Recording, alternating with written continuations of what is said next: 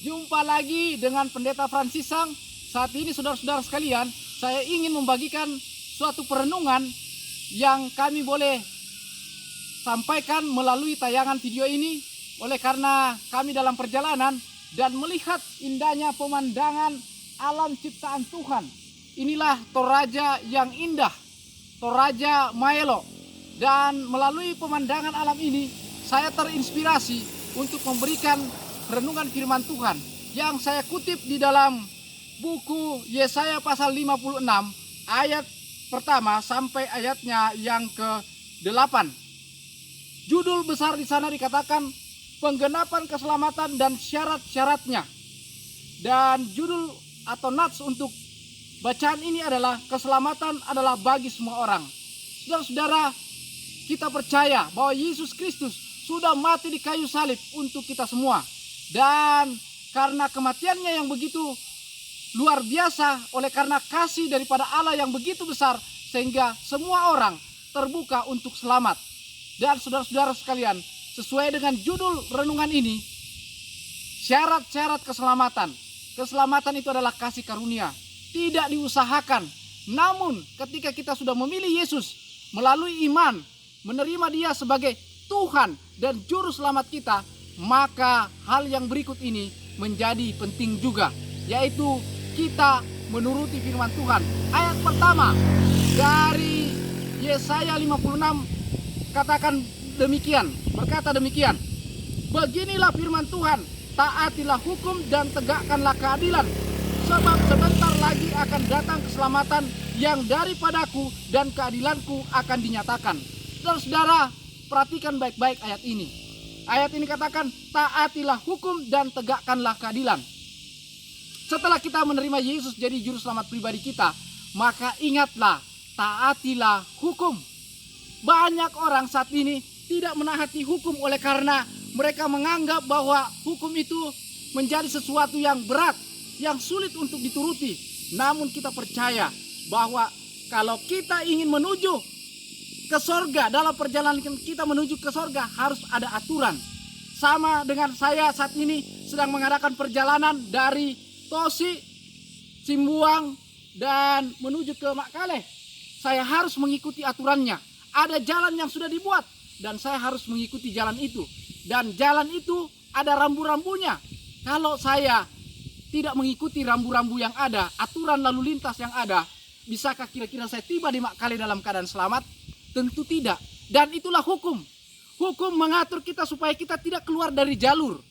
Dan kita harus melakukan itu dengan segenap hati, dengan penuh sukacita. Sebab hukum kalau dituruti membuat semua orang menjadi berbahagia.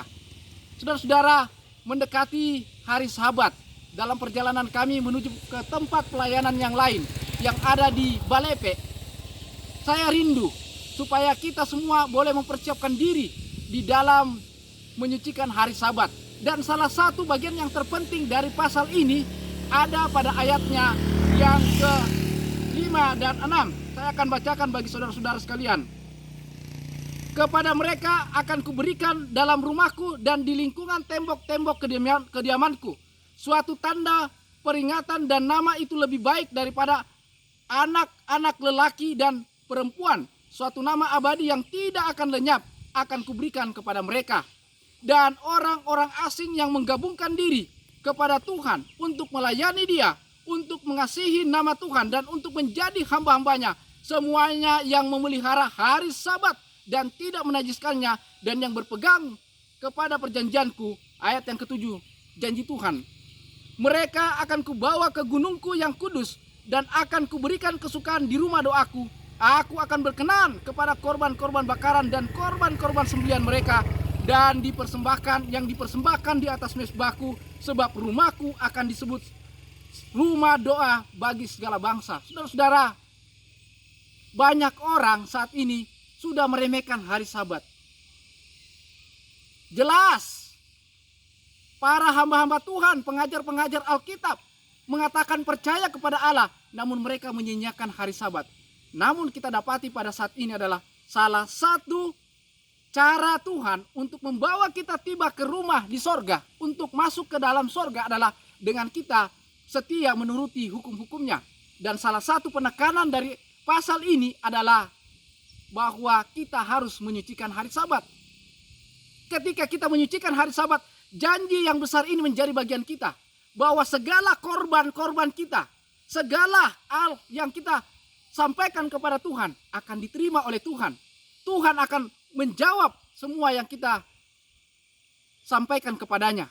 Dan saya percaya bahwa ketika Tuhan menjanjikan hal itu akan diberikan kepada kita. Dan janjinya ini adalah benar, bahwa Dia akan membawa kita ke rumah doa bagi segala bangsa. Keselamatan bukan hanya untuk orang Israel saja. Keselamatan adalah untuk seluruh bangsa. Kenapa itu bisa terjadi? Hanya terjadi oleh karena Yesus Kristus sudah mati untuk saya dan saudara. Untuk itu saudara-saudara, sebagai akhir dari renungan firman Tuhan saat ini, saya mengajak kita, dimanapun saudara berada, tidak usah kita mencari para teolog. Bacalah firman Tuhan seperti apa yang tertulis di dalamnya. Seperti saat ini, saya membacakan kepada saudara, saya tidak merubah. Sehingga dengan demikian jelas dikatakan bahwa kalau kita ingin ke rumah Tuhan, kita ingin diterima oleh Tuhan, salah satu yang perlu kita lakukan dalam hidup ini adalah menyucikan hari Sabat. Tidak usah mempertanyakan kenapa hari Sabat, karena kita yakin bahwa Tuhan yang memerintahkan dan kita hanya tinggal menurutinya. Tuhan kiranya memberkati saudara-saudara dimanapun saudara, dan biarlah berkat dari sorga akan memenuhi kehidupan saudara. Saya percaya akan hal itu. Saya bawa di dalam nama Yesus. Amin.